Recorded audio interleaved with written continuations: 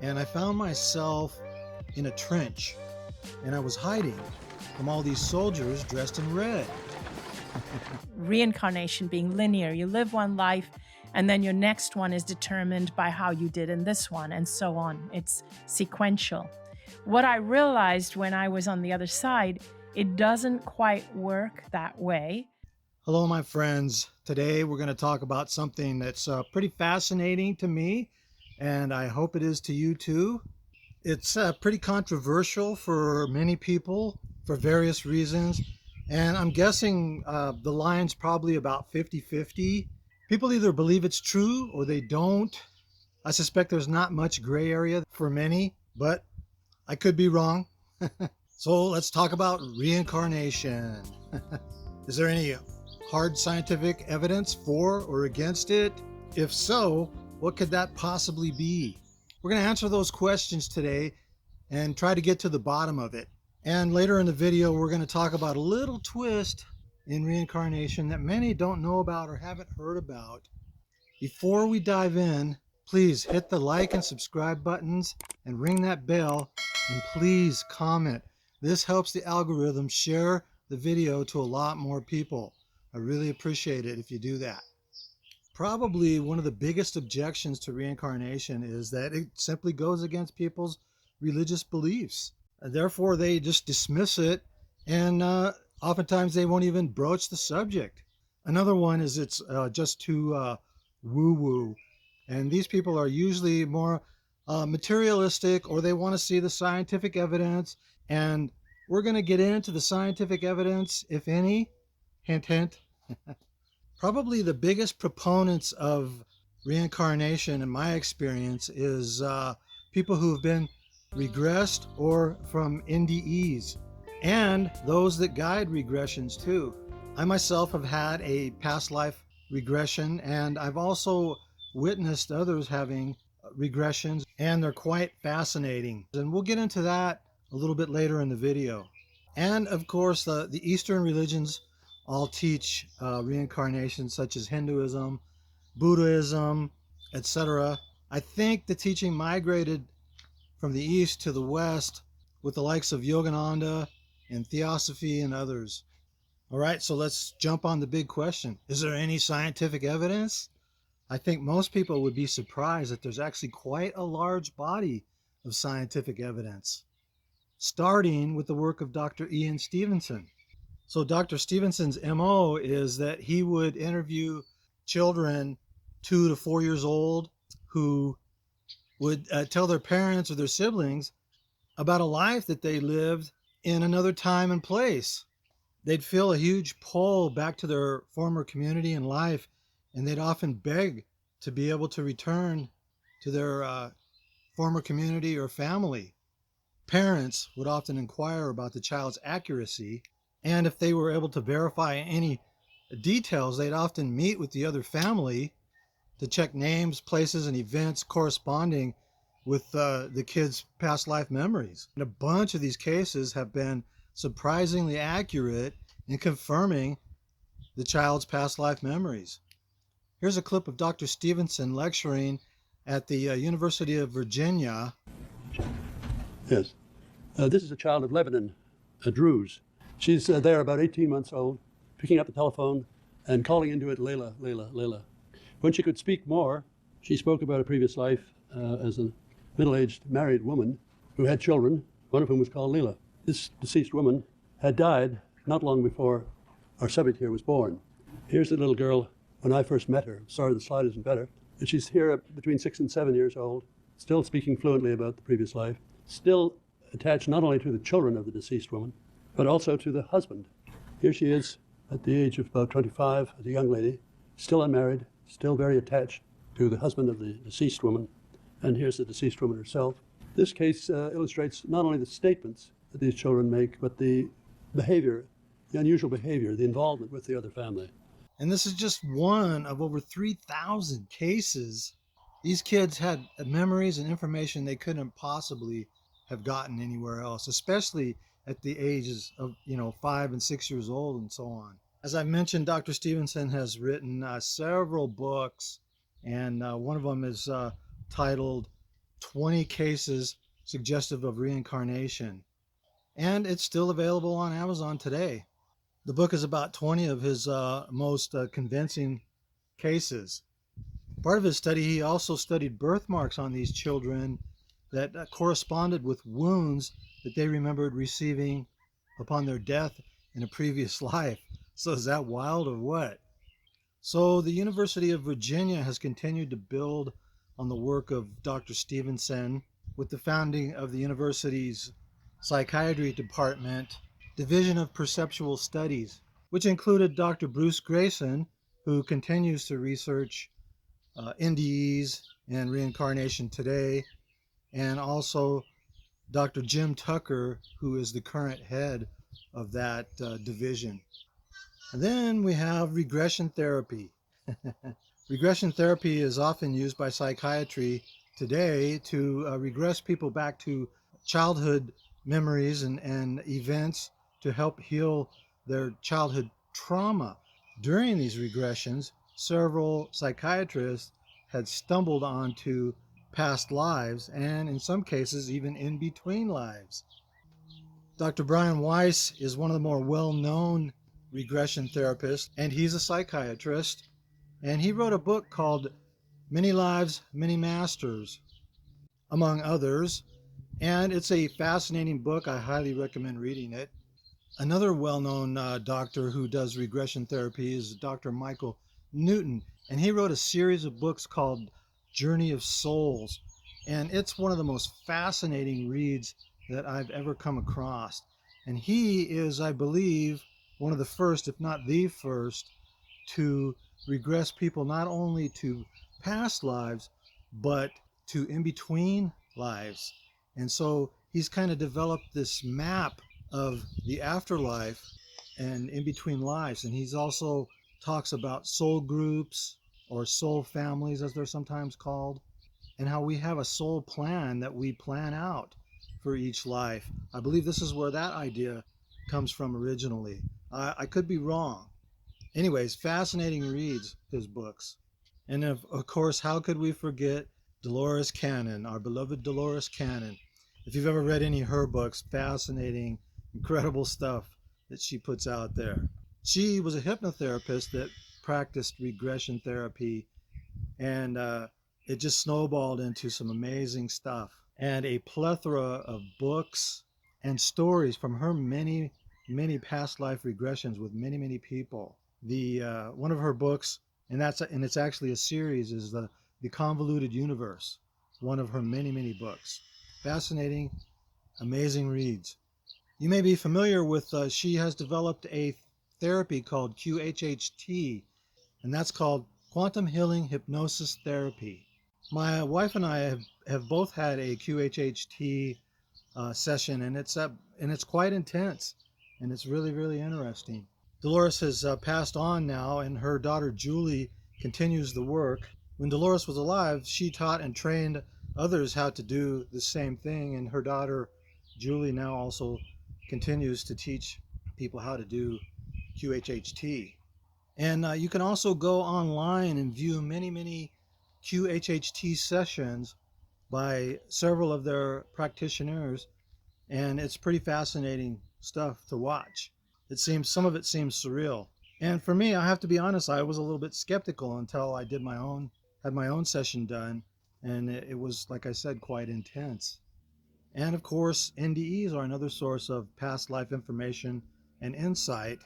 Many NDEers report seeing their past lives as part of their life review during their NDE, which is kind of interesting. Some of them report that part of their past lives was shown them to help them deal with some of the things going on in their current life that were related to past lives, such as fears, phobias, traits, and even disease. One of the more well-known NDEers is Anita Moorjani, who talks about past lives. And her story is quite fascinating, if I do say so myself. I highly recommend her book, Dying to Be Me. It's quite the amazing read, and it had me spellbound. So now let's go to a clip of Anita talking about her NDE experience and past lives. However, she brings a new twist on reincarnation that I want to bring up. Now, a lot of people have heard this before in past life accounts, but it kind of just doesn't register, or it just gets sort of glossed over with little or no attention put on it, really. Here we go. What I realized, for example, about reincarnation, having Hindu parents, I grew up believing also in reincarnation being linear. You live one life, and then your next one is determined by how you did in this one, and so on. It's sequential. What I realized when I was on the other side, it doesn't quite work that way. All our lives together go into making up the experience for a soul, for my soul's experience. I use the analogy of a building.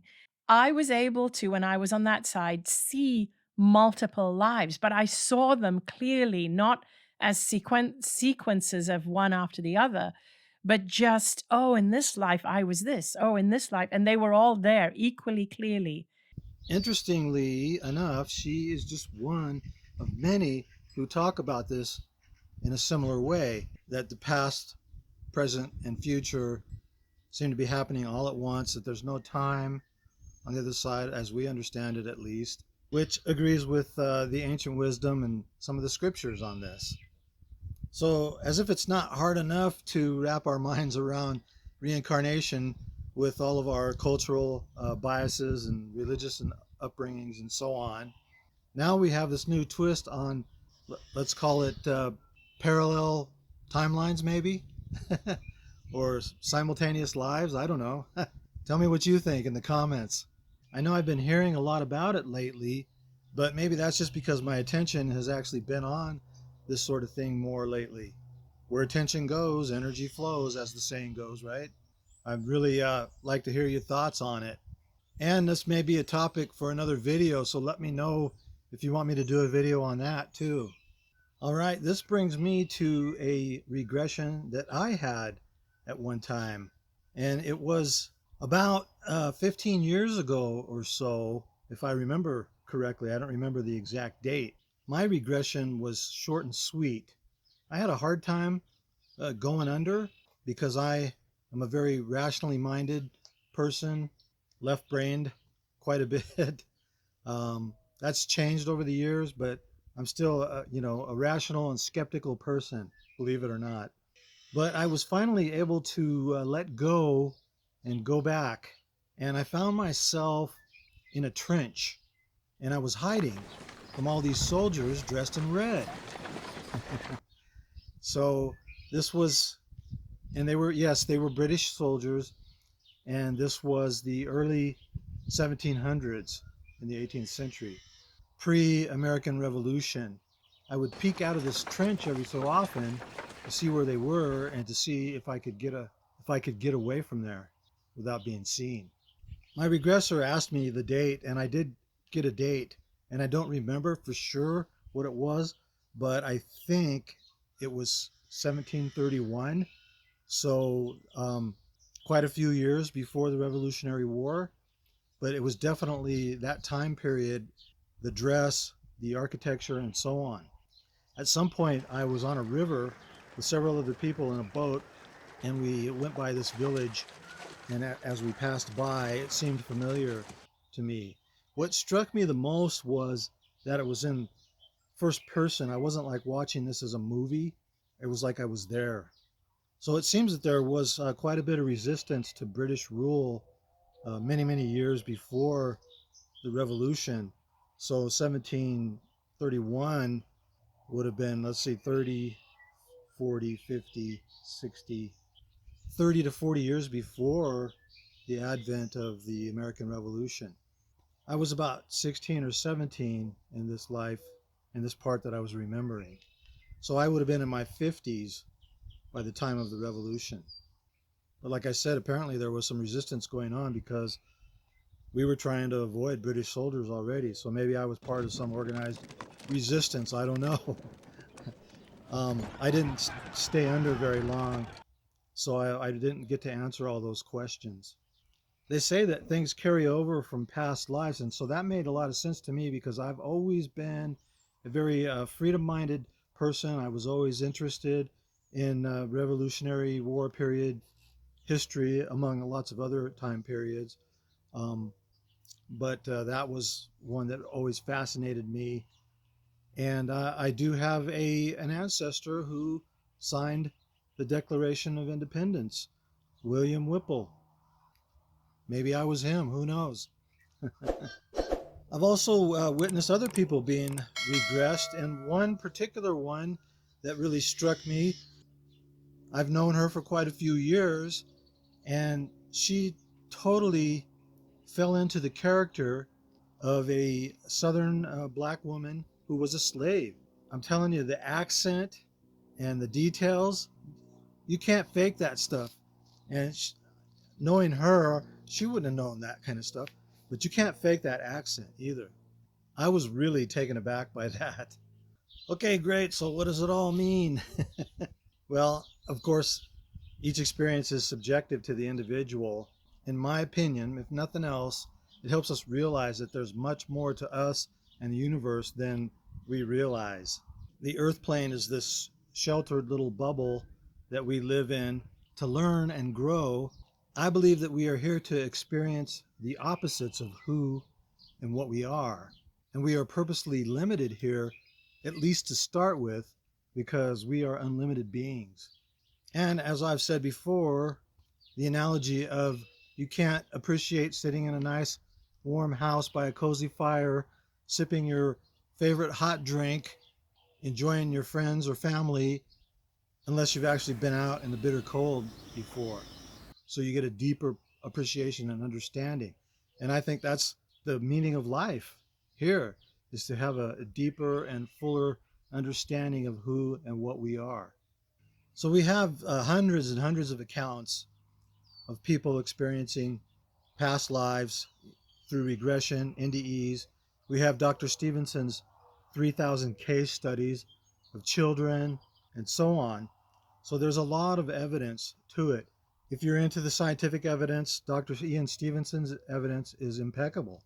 As I've said before, people's other experiences on the other side or in a past life are subjective, and there's really no way to verify that. Well, actually there is, just like Dr. Stevenson verified those children, but it's usually harder with adults because people are more skeptical because they could have got information here or there. But still, some of it is really compelling. It's like there's no way they could have known that, especially once it's confirmed. But especially with children 5 and 6 years old, that's just crazy. How would they know? You know, there's a documentary, I believe, or it was on television. It's probably now on YouTube or one of the Netflix or Amazon channels or something, about a bunch of kids. And one kid was a fighter pilot in World War II and got shot down. And he remembered it vividly. He remembered the names of his guys in his squadron, and they actually ended up going and meeting them, and he knew them by name. And it's just wild. So fascinating stuff, my friends. So jump in the comments and let's get the discussion going and let me know what you think. Peace out.